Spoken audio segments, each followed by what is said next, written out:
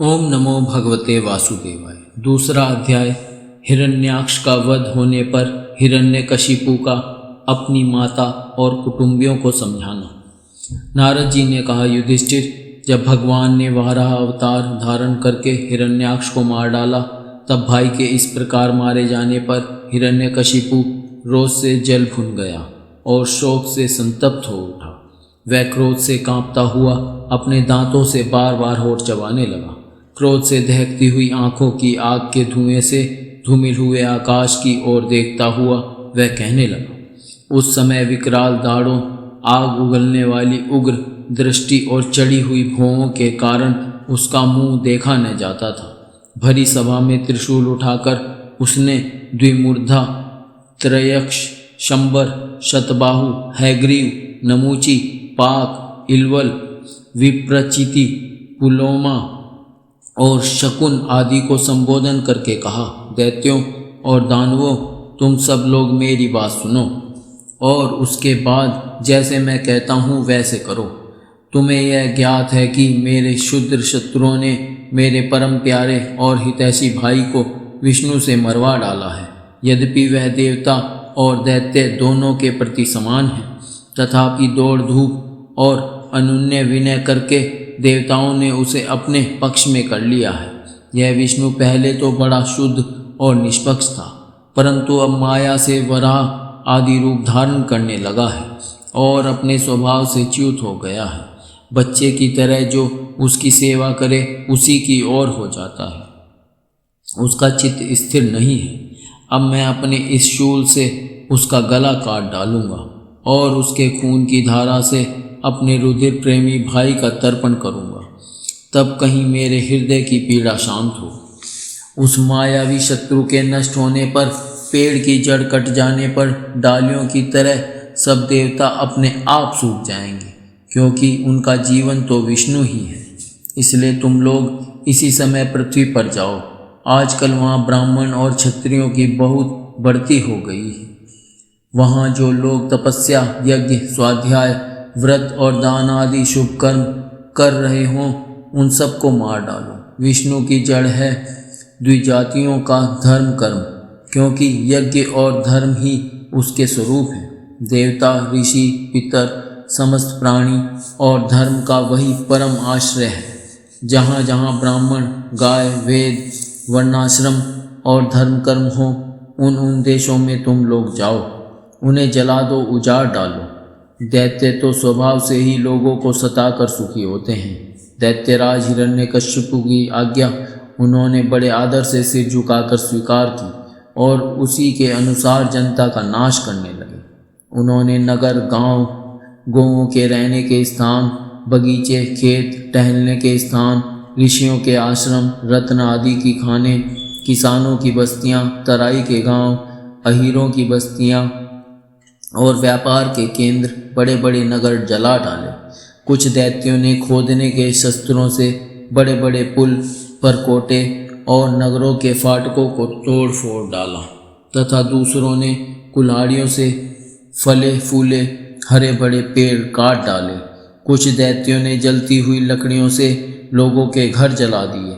इस प्रकार दैत्यों ने निरीह प्रजा का बड़ा उत्पीड़न किया। उस समय देवता लोग स्वर्ग छोड़कर छिपे रूप से पृथ्वी में विचरण करते थे। युधिष्ठिर, भाई की मृत्यु से हिरण्यकशिपु को बड़ा दुख हुआ था।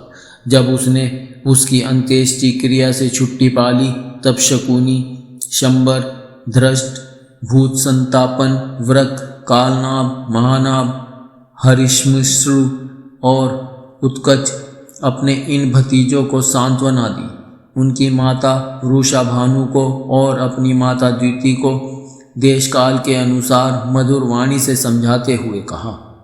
हिरण्यकशिपु ने कहा, मेरी प्यारी माँ, बहू और पुत्रों, तुम्हें वीर हिरण्याक्ष के लिए किसी प्रकार का शोक नहीं करना चाहिए। वीर पुरुष तो ऐसा चाहते हैं कि लड़ाई के मैदान में अपने शत्रु के सामने उसके दांत खट्टे करके प्राण त्याग करें। वीरों के लिए ऐसी ही मृत्यु श्लाघनीय होती है। देवी, जैसे प्याऊ पर बहुत से लोग इकट्ठे हो जाते हैं, परंतु उनका मिलना जुलना थोड़ी देर के लिए ही होता है। वैसे ही अपने कर्मों के फेर से दैववश जीव भी मिलते और बिछुड़ते हैं। वास्तव में आत्मा नित्य, अविनाशी, शुद्ध, सर्वगत, सर्वज्ञ और देह, इंद्रिय आदि से पृथक है। वह अपनी अविद्या से ही देह आदि की सृष्टि करके भोगों के साधन सूक्ष्म शरीर को स्वीकार करता है।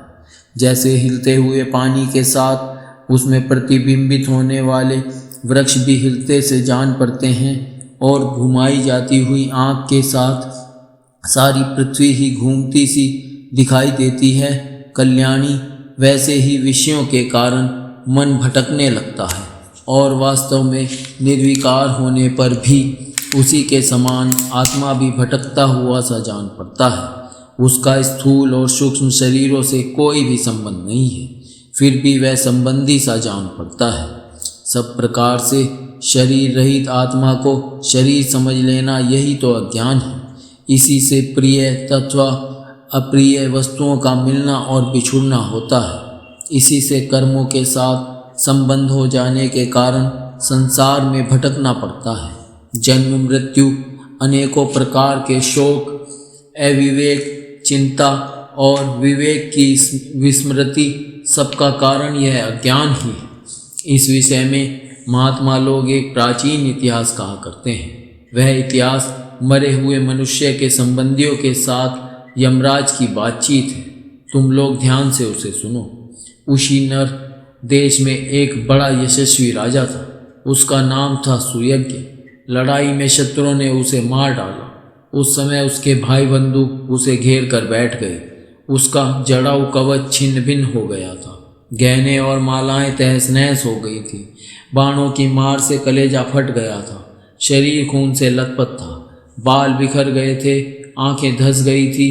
क्रोध के मारे दांतों से उसके होठ दबे हुए थे। कमल के समान मुख धूल से ढक गया था। युद्ध में उसके शस्त्र और बाहें कट गई थी। रानियों को दैववश अपने पतिदेव उशीनर नरेश की यह दशा देखकर बड़ा दुख हुआ। वे हा नाथ, हम अभागी ने तो बेमौत मारी गई, यूँ कहकर बार बार जोर से छाती पीटती हुई अपने स्वामी के चरणों के पास गिर पड़ी। वे जोर जोर से इतना रोने लगी कि उनके कुछ कुमकुम से मिलकर बहते हुए लाल लाल आंसुओं ने प्रियतम के पाद्य पद पखार दिए। उनके केश और गहने इधर उधर बिखर गए। वे करुण क्रंदन के साथ विलाप कर रही थी, जिसे सुनकर मनुष्यों के हृदय में शोक का संचार हो जाता था। हाय विधाता, बड़ा क्रूर है। स्वामिन, उसी ने आज आपको हमारी आंखों से ओझल कर दिया। पहले तो आप समस्त देशवासियों के जीवन दाता थे। आज उसी ने आपको ऐसा बना दिया कि आप हमारा शोक बढ़ा रहे हैं। पतिदेव, आप हमसे बड़ा प्रेम करते थे। हमारी थोड़ी सी सेवा को भी बड़ी करके मानते थे। हाय, अब आपके बिना हम कैसे रह सकेंगी। हम आपके चरणों की चेरी हैं। वीरवर, आप जहाँ जा रहे हैं वहीं चलने की हमें भी आज्ञा दीजिए। वे अपने पति की लाश पकड़कर इसी प्रकार विलाप करती रही। उस मुर्दे को वहाँ से दाह के लिए ले जाने देने की उनकी इच्छा नहीं होती थी। इतने में ही सूर्यास्त हो गया। उस समय उसी नर राजा के संबंधियों ने जो विलाप किया था, उसे सुनकर वहाँ स्वयं यमराज बालक के वेश में आए और उन्होंने उन लोगों से कहा। यमराज बोले, बड़े आश्चर्य की बात है, ये लोग तो मुझसे सयाने हैं, बराबर लोगों का मरना जीना देखते हैं, फिर भी इतने मूढ़ हो रहे हैं। अरे, यह मनुष्य जहाँ से आया था वहीं चला गया। इन लोगों को भी एक न एक दिन वहीं जाना है। फिर झूठ मूठ ये लोग इतना शोक क्यों करते हैं। हम तो तुमसे लाख गुने अच्छे हैं, परम धन्य हैं, क्योंकि हमारे माँ बाप ने हमें छोड़ दिया है। हमारे शरीर में पर्याप्त बल भी नहीं है, फिर भी हमें कोई चिंता नहीं है। भेड़िया आदि हिंसक जंतु हमारा बाल भी बांका नहीं कर पाते। जिसने गर्भ में रक्षा की थी, वही इस जीवन में भी हमारी रक्षा करता रहता है।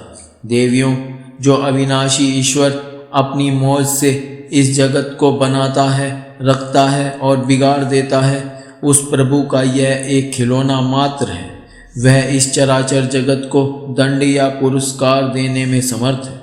भाग्य अनुकूल हो तो रास्ते में गिरी हुई वस्तु भी ज्यों की त्यों पड़ी रहती है, परंतु भाग्य के प्रतिकूल होने पर घर के भीतर तिजोरी में रखी हुई वस्तु भी खो जाती है। जीव बिना किसी सहारे के दैव की दया दृष्टि से जंगल में भी बहुत दिनों तक जीवित रहता है, परंतु दैव के विपरीत होने पर घर में सुरक्षित रहने पर भी मर जाता है। रानियों, सभी प्राणियों की मृत्यु अपने पूर्व जन्मों की कर्मवासना के अनुसार समय पर होती है और उसी के अनुसार उनका जन्म भी होता है, परंतु आत्मा शरीर से अत्यंत भिन्न है, इसलिए वह उसमें रहने पर भी उसके जन्म मृत्यु आदि धर्मों से अछूता ही रहता है। जैसे मनुष्य अपने मकान को अपने से अलग और मिट्टी का समझता है, वैसे ही यह शरीर भी अलग और मिट्टी का है। मोहवश वह इसे अपना समझ बैठता है।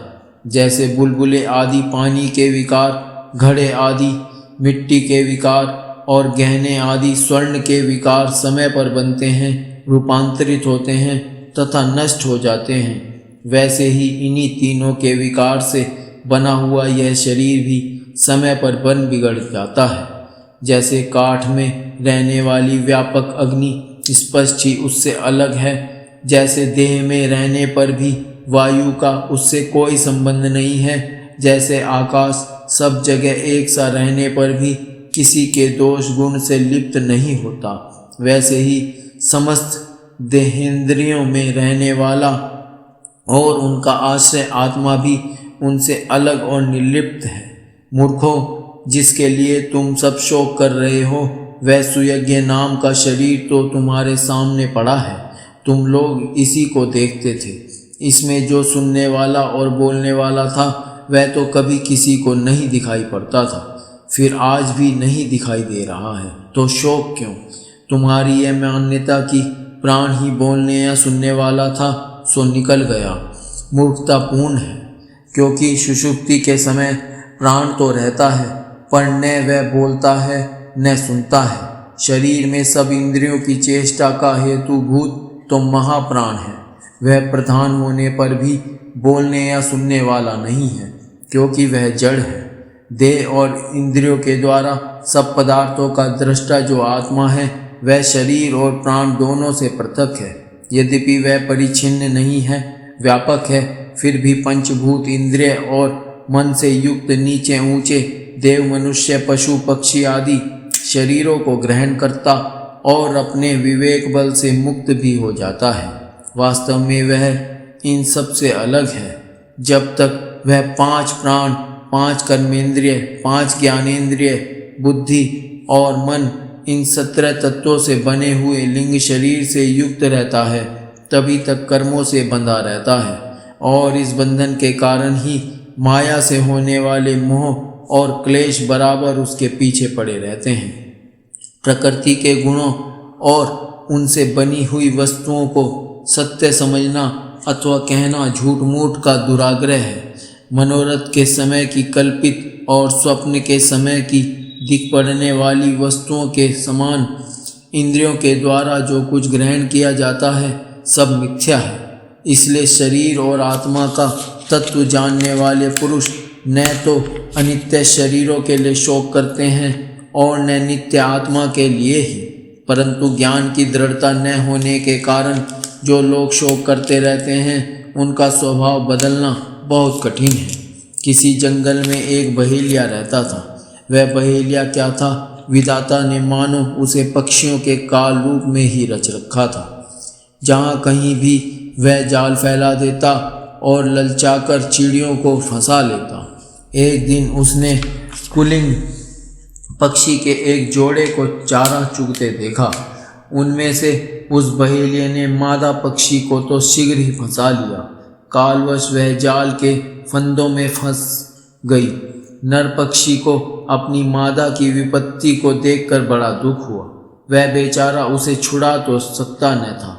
स्नेह से उस बेचारी के लिए विलाप करने लगा। उसने कहा, यूँ तो विधाता सब कुछ कर सकता है, परंतु है वह बड़ा निर्दयी। यह मेरी सहचरी एक तो स्त्री है, दूसरे मुझ अभागे के लिए शोक करती हुई बड़ी दीनता से छटपटा रही है। इसे लेकर वह करेगा क्या? उसकी मौज हो तो मुझे ले जाए। इसके बिना मैं अपना यह अधूरा विदुर जीवन जो दीनता और दुख से भरा हुआ है लेकर क्या करूँगा? अभी मेरे अभागे बच्चों के पर भी नहीं जमे हैं। स्त्री के मर जाने पर उन मातृहीन बच्चों को मैं कैसे पालूंगा? और घोंसले में वे अपनी माँ की बाट देख रहे होंगे। इस तरह वह पक्षी बहुत सा विलाप करने लगा। अपनी सहचरी के वियोग से वह आतुर हो रहा था। आंसुओं के मारे उसका गला रुंध गया था। तब तक काल की प्रेरणा से पास ही छिपे हुए उसी बहेलिये ने ऐसा बाण मारा कि वह भी वहीं पर लौट गया। मूर्ख रानियों, तुम्हारी भी यही दशा होने वाली है। तुम्हें अपनी मृत्यु तो दिखती नहीं और इसके लिए रो पीट रही हो। यदि तुम लोग 100 बरस तक इसी तरह शोकवश छाती पीटती रहो तो भी अब तुम इसे नहीं पा सकोगे। हिरण्यकशिपु ने कहा। उस छोटे से बालक की ऐसी ज्ञानपूर्ण बातें सुनकर सबके सब दंग रह गए। उसी नरेश के भाई बंधु और स्त्रियों ने यह बात समझ ली कि समस्त संसार और इसके सुख दुख अनित्य एवं मिथ्या हैं। यमराज यह उपाख्यान सुनाकर वहीं अंतर्ध्यान हो गए। भाई बंधुओं ने भी सुयज्ञ की अंत्येष्टि क्रिया की। इसलिए तुम लोग भी अपने लिए या किसी दूसरे के लिए शोक मत करो। इस संसार में कौन आत्मा है और कौन अपने से भिन्न, क्या अपना है और क्या पराया। प्राणियों को अज्ञान के कारण ही यह अपने पराये का दुराग्रह हो रहा है। इस भेद बुद्धि का और कोई कारण नहीं है।